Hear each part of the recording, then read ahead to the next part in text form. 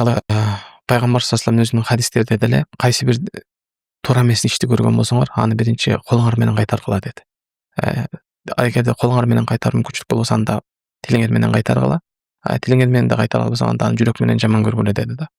Демек адилетсиздик болуп аткан жерде ар бирибиз аны зулумду тосконго, адилетсиздик болуп аткан жерге адилеттүүлүктү актаганга, адилеттүүлүк орногонго ар бирибиз аракет кылышыбыз керек. Кээде бизде баягы адамдарда ушундай түшүнүк болуп, мисалы, бир туура эмес иш болуп аткан болсо, бир кайсы бир деңгээлде бир шариатка болсун, мыйзамга болсун, туура келген иш аткарылып аткан учурда жооптуу адамдар гана бар деген. Мисалы, шариат маселесине келгенде ошол устаздар, алымдар гана айтыш керек, ошолор гана кайтарыш керек деген түшүнүк.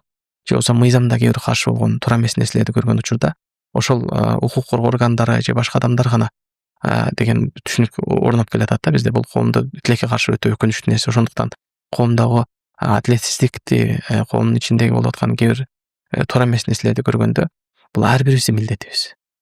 Ар бирибиз ошол нерсеге шариятыбыздагы мисалы 40 парыздын бири деген нерсе бул амр маруф нахи мункар да, адамдарды жакшылыкка буйруу, жамандыктан кайтаруу деген маселе.